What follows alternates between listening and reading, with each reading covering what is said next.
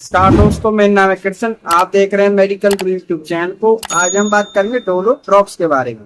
ये ड्रॉप्स उन माता बहनों, उन भाइयों के बच्चों के लिए है जिनको बुखार की समस्या रहती हो, हाथ पैरों में दर्द की समस्या रहती हो, जिन बच्चों के दांत दांत निकल रहे हैं, दांत दांत निकलने की वजह से उनके शरीर में दर्द बना हुआ, हड़कावन बनी हुई है, बुखार बना हुआ है, उनको कोई वैक्सीन लगी है, वैक्सीन लगने की वजह से बुखार बन चुका है, या फिर कोई उनको फीवर हो चुका है, हाथ पैर में दर्द है, कोई चोट लग चुकी है, बच्चे को कोई मोच लग चुकी है। कभी कभार क्या होता है कि बच्चों की गर्दन में नचका जाता है, हाथ पैरों में नचका जाता है, कंधा उतर जाता है, तो उसकी वजह से भड़कान बन जाती है, दर्द बन जाता है। या फिर जब चार दांत बच्चे के जब निकलते हैं तो निकलने के बाद क्या होता है कि दर्द बन जाता है, तो दर्द से काफी ज्यादा दिक्कत सामना करना पड़ता है। तो ऐसी कंडीशन में बच्चे को ये दी जाती है। साथ साथ बच्चे को अगर जुकाम बन चुका है, खांसी बन चुकी है, नजला बन चुका है, निमोनिया बन चुका है, तो उसके बाद भी दिक्कत बनी रहती है, तो भी ये दी जाती है। और भी बहुत तरह से दिक्कत आती है बच्चे को। हम कई बार क्या होता है कि बच्चे को वैक्सीनेशन होती है तो शरीर में भड़काहट बन जाती है, बुखार बन जाता है, बच्चे खेलते हैं, खेलते खेलते दिक्कत बन जाती है, क्या फिर कोई उनके शरीर में दर्द हो गया है, भड़काहट होगी, उसमें चलती है। तो वीडियो को अंत देखना ना भूलें ताकि आप इस डोलो ड्रॉप्स के बारे में अधिक से अधिक जानकारी ले पाएं और इसका अधिक से अधिक लाभ उठा पाएं। जो भी हमारे चैनल मेडिकल गुरु पर नए सब्सक्राइबर्स आए हैं तो चैनल को सब्सक्राइब करना और बेल आइकन को दबाना ना भूलें ताकि आगे आने वाली सभी मेडिकेशन वीडियो की जानकारी आपको सबसे पहले मिलती रहे। सबसे पहले बात करते हैं डोलो ड्रॉप्स की कंपनी के बारे में। इसे किस कंपनी ने बनाया है? इसे माइक्रो लैब फार्मास्यूटिकल कंपनी ने बनाया है। अब बात करते हैं कंपनी ने इसके अंदर क्या क्या चीजें डाली हुई है और किन सॉल्टों से मिलकर बनी होती है। तो कंपनी ने इसके अंदर एक सॉल्ट मिलाया हुआ है, एक सॉल्ट से मिलकर बनी होती है, जो कि हमारा पैरासीटामोल होता है। कितना होता है हमारा पर एमएल के अंदर, कितना होता है इस बारे में हम जान लेते हैं। तो हमारे ईच एमएल में 100 mg पैरासीटामोल होता है, 100 mg कंटेन करती है। तो अब जान लेते हैं कि जो ये पैरासीटामोल हमारा सॉल्ट होता है किस प्रकार से वर्क करता है। ये हमारा दो प्रकार से होता है। ये हमारा एनाल्जेसिक भी होता है, एंटीबायोटिक भी होता है। एंटीबायोटिक वो एजेंट होते हैं जो फीवर को कम करने का काम करते हैं, यानी बुखार को कम करने का काम करते हैं। हमारे शरीर के अंदर कुछ ऐसे केमिकल मैसेंजर्स होते हैं जिनकी वजह से हमें भड़कावन, बुखार महसूस होता है। तो ये क्या काम करता है, उन भड़कावन जो हमें हो रही थी, बच्चे को दिक्कत बन रही थी, उस केमिकल मैसेंजर्स को रोकने का काम करता है। जैसे कि जो हमारा फीवर हो रहा था बच्चे को, हरारत हो रही थी, ठीक होनी चालू हो जाती है। और इसका एनाल्जेसिक इफेक्ट भी होता है। एनाल्जेसिक मतलब कि जो पेन को कम करने का काम करते हैं।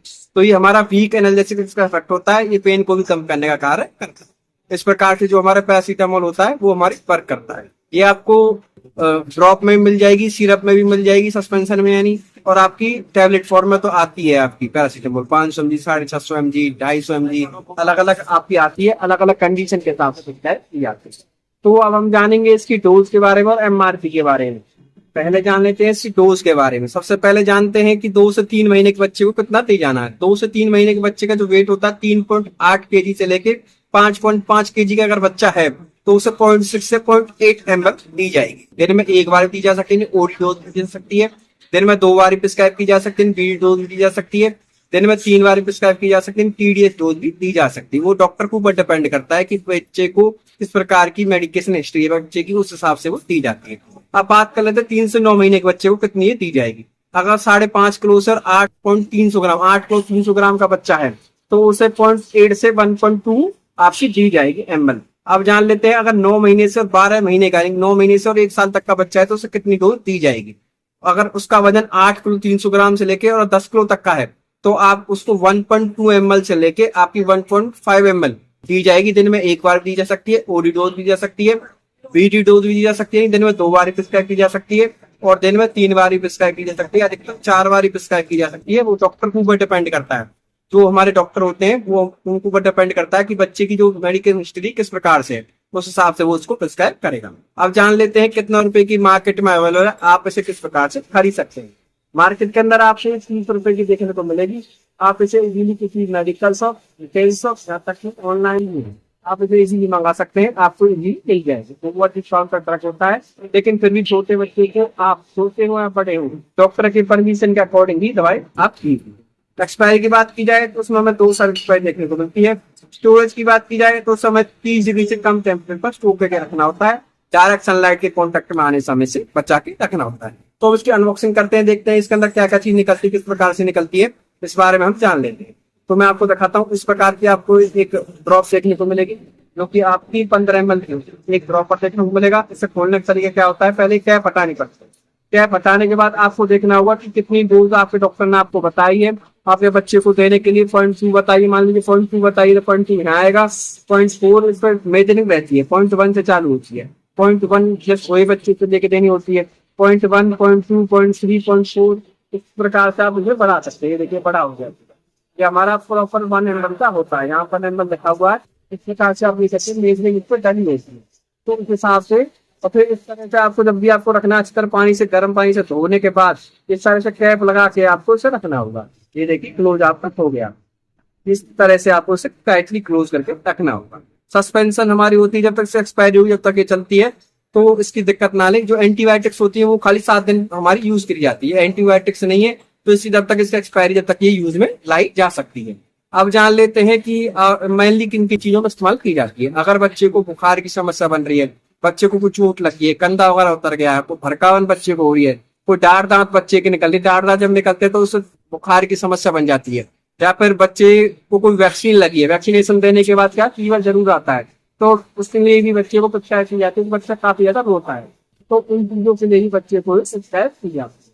यहाँ तक कि बच्चे को किसी प्रकार का चूचे है, तो बच्चे के हाथ पैरों में दर्द है, बच्चे आप गिर गया है, बहुत बार क्या है घुटन बच्चे करते हैं तो बच्चे गिर जाते हैं, उसकी वजह से बच्चे को चोट लग जाती है, दर्द हो जाता है, सूजन आ जाती है। तो उस ऐसी कंडीशन में भी डॉक्टर आप पैरासीटामोल देने की सलाह देते हैं, क्योंकि पैरासीटामोल जो ड्रॉप होती है थोड़ा सेफ रहती है। मार्केट के अंदर आपको अलग अलग कंपनी का अलग नाम से देखने को मिलेगी, जैसे डोलो ड्रॉप्स के नाम से, आपको फ्लोसिन ड्रॉप्स के नाम से देखने को मिलेगी, पैरासिट के नाम से देखने को मिलेगी, और भी बहुत सारी कंपनियों की आती है। पैराकाइंड के नाम से आती है, पैरासिप आती है ड्रॉप। तो आप अपने हिसाब से ले सकते हैं, एरिया वाइज के साथ जैसे आपके डॉक्टर आपको प्रिस्क्राइब कर रहे हैं उस हिसाब से एरिया वाइज आप किसी को भी ले सकते हैं। तो सेम सॉल्ट देखने को मिलेगा, पैरासीटामोल देखने को मिलेगा, ईच एमएल में 100 mg आपको देखने को मिलेगी। उसके बाद डोज बढ़ती चली जाती है, उम्र बढ़ती जाती है, डोज बढ़ती जाती है। कि हमारी सस्पेंशन भी आती है, उसमें 120 mg आती है, 100 ml में 250 mg आती है, फिर टैबलेट चालू हो जाती है 500 mg और आपकी 650 mg इस प्रकार से आती है। और पैरासीटामोल का इन्फ्यूजन भी आता है, कि पैरासीटामोल का इंजेक्शन भी आता है, वो डॉक्टर लगाते हैं, बड़े लोगों के लिए होती है। तो इस प्रकार की इसमें डिवाइडेड डोज होती है। अब जान लेते हैं, कोई मेडिसिन लेने से पहले एक बार अपने डॉक्टर से जरूर कंसल्ट करें। हमारा चैनल किसी प्रकार से सेल्फ मेडिकेशन यानी खुद से दवाई लेने की सलाह बिल्कुल नहीं देता है, सिर्फ आपकी नॉलेज पर्पज के लिए वीडियो बनाए जाते हैं। अगर आपको वीडियो अच्छी लगी हो तो लाइक, कमेंट और शेयर करना भूलें। साथ साथ में बताएं वीडियो का कौन सा पार्ट आपको अच्छा लगा। अगर आप इस डोलो ड्रॉप्स के बारे में कुछ भी अधिक जानना चाहते हैं तो अभी कमेंट बॉक्स में कमेंट करना ना भूलें, मैं आपको तुरंत रिप्लाई करेंगे। अब कुछ साइड इफेक्ट के बारे में जान लेते हैं। आप ध्यान रखें, जितने आपके डॉक्टर ने आपको मैक्सिमम डोज बताई हुई है उतनी दें। मान लीजिए आपके डॉक्टर ने आपको 3 दिन प्रिस्क्राइब की है, आप सिर्फ 3 दिन दें, उससे ज्यादा ना दें। इससे क्या ओवरडोज होने का खतरा हो सकता है।